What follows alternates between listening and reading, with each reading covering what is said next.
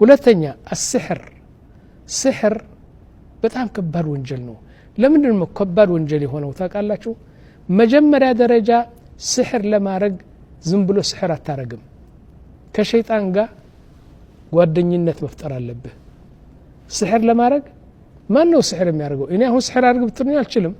አንተም አትችልም ላኪን سحر ለማድረግ ከፈለኩ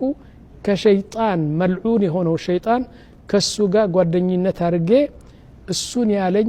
አረጋለሁ ከዛ የسحر እንትን ያስተምረኛል ለምሳሌ ምን ይልሃል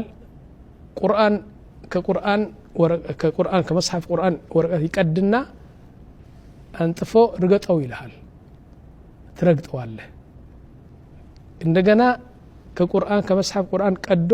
ሰገራ ቤት ውስጥ ገብቶ ይህን መቀመጫህን በዚህ አድርገህ አብሰው ይልሃል አዑዙ ቢላህ እንደገና ወተት ይሰጣህና እስትንጃእ በወተት አድርገህ አድርግ ይልሃል እንደገና ወደ ቂብላ ፊትህ አድርግና ቱፍ በለላት ይላል ለቂብላ ቱፍ ትላለህ ጀርባህን ጨርሰህ ፊትህን ወደ ቂብላ እንዳታረግ ይልሃል ነቢያችን ስደብ ይልሃል ሁሉ የሽርክ ነገር አድርግ ይልሃል እሺ ካልከው ከዛ ጓደኛ ሆነ سحر ያስተምርሃል سحر ብዙ አይነት ነው ወንድሞች በسحر ሰው ከገደልክ ሽርክ ብቻ አይደለም ትገደላለህ ደግሞ ሙሽሪክ ትሞታለህ እንደገና سحر ባልና ሚስት ትለያለህ ባልና ሚስት እንትን ትለያለህ አጥፍ ወሰርፍ ይላሉ ወይም መስተፋቀር አድርገህ ሁለት ወንድና ሴት ታፋቅራለህ سحر በጣም ወንጀል እንትን ከባድ ወንጀል ነውና سحر ሁለተኛ ደረጃ ይዛል በዚህ አዱንያ ትልቁ ወንጀሎች ከሚባሉ አንደኛው ሽርክ ነው ሁለተኛ سحر ነው መጠንቆል سحر ማድረግ ሰው ማሳበድ ሰው መግደል ባልና ሚስት መለያየት ይሁሉ سحر ይባላል ይህ ከባድ ወንጀል ነው ደግሞ ቆሻሻ ነገር ነው በጣም እነዚህ አሁን ዛር የሚጫወቱ ሴቶች ዛር ያላቸው ጤናማ ናቸው ጤናማ አይደሉም እኮ ኢብሊስ ሸይጣን ካፍር ሸይጣን ስለገባባቸው እሱ ያላቸው ነው የሚያደርጉት የዶሮ አር የሚበሉ አሉ ሸይጣን ያዘዘው አጥስ ካለው ሴትዋ ታጠሳለች ሸይጣን ካዘዛት ለምሳሌ ቆብ አርጊ ካላት ቆብ ታረጋለች ሸይጣን ካዘዛት መሰለ ያኒ ይህን ሰው በጣም ነው የሚወድሽ ከሱ ጋር ተገናኝ ካላት ከሱ ጋር ትገናኛለች ብዙ መጥፎ ስራ ነው የሚሰሩ እና ይህ ከሸይጣን የተያያዘ ነገር سحر ከባድ ወንጀል ይህ ነው ሶስተኛ ወንጀል قتل النفس التي حرم الله إلا بالحق بحق ሳይሆን በظلم ሰው መግደል لو كان كافرا የምትገድለው ሰው ካፍር ቢሆንም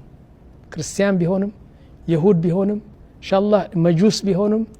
ሰው መግደል على حق ከፍተኛው ከነዚህ ሰባት ጀሃነም የሚያስገቡ ወንጀሎች ሰው መግደል ነው የሰው ክብር አለው በአላህ ዘንድ ወንድሞች لو كان كافرا በዙልም አይገደልም على حق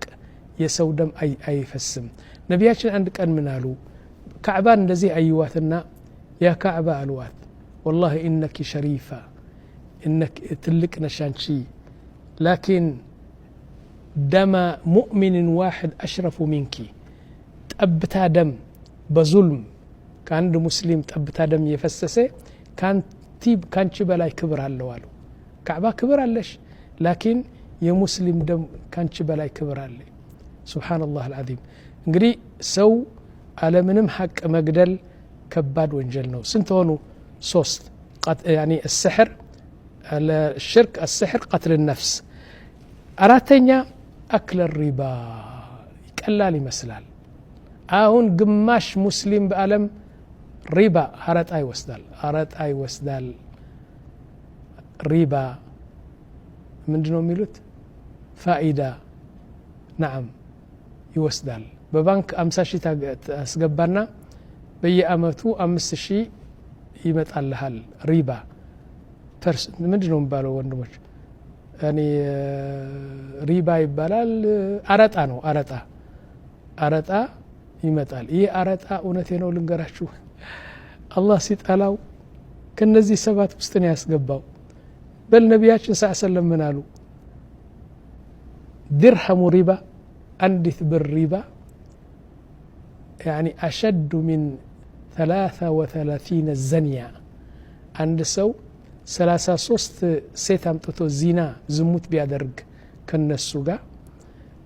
አንድ ብር ሪባ ቢበላ ይህ አንድ ብር ሪባ ይበሳል ከዚህ አሉ አሁን በጭንቅላት አይገባም ላኪን እሱ ነው ሐቁ የነቢያችን ንግግር ነው ሁለት ሰው ናምጣ አንድ ሰው ከባንክ ሪባ ይወስዳል ወለድ ይወስዳል አራጣ ይወስዳል እሺ አንዱ ደግሞ 33 ሴቶች ዚና አደረገ ከነሱ ጋር ማን ይበሳል የሪባ የሚወስደው ይበሳል አሉ بل في أثر النبي صلى الله عليه وسلم يقول كنزي 33 ሴቶች ዚና የሚያደርገው ከነሱ ጋር አንዱ እናቱ ነች ከናትህ ዝሙት يعني ሪባ ከናትህ ዝሙት ይበሳል አሉ እንዴት ነው والله የሚጠላው በጣም ይጠላዋል ዙልም ነውና طيب من نارግ እንግዲህ አሁን ሁሉ ሪባ ሆነ አትውሰድ ሪባ እንዴት ባንኩ እኮ በግዴታ አይሰጥህም ግዴታ ይወስዳል እንጂ ግዴታ አይሰጥህም አልፈልግም ሪባ በለው እሺ እዚህ ላይ አንድ ነገር አለ ወንድሞች አንዳንድ ዑለማዎች ምን አሉ 100,000 ብር ካስቀመጥከ በባንክ ለምሳሌ 10,000 ብር ወለድ ካለው ለነዛ ባንክ አትተውላቸው ምክንያቱም የኩፋር ነው ባንኩ በዛ ገንዘብ አድርገው ያኒ ይወጉናል እንደዚህ ይህ ነገር እውነቴ ነው አጉል የሆነ ደካማ የሆነው እንትን ነው መልስ ነው ይህ ነገር አይሆንም ለምን መሰላችሁ መጀመሪያ ደረጃ በአለም ያሉ ኩፋሮች እስልምናን የሚሞቱ በዛ በሪባ አይደለም ላ ስንት ነው ሪባ የሚወሰደው በሱ አድርጎ ነው የሚዋጉን አይደለም ወንድሞች በመሳሪያ ሀብታሞች ናቸው በመሳሪያ በገንዘብ በጣም ተላለቀ በምንድነው እኛ ዲናችን ስንተው አላህ Subhanahu Wa Ta'ala ውድቅና ውርደታሞች አደረገን እንጂ በዛ አይደለም ብዙ ገንዘብ አላቸው እነሱ አሜሪካ ሩሲያ አውሮፓ በሙሉ መሳሪያ የሚሰሩ ሰዎች ናቸው እኛ ልክ እንደ ውሻ የሚጫወቱብን ዲናችን ስለተውን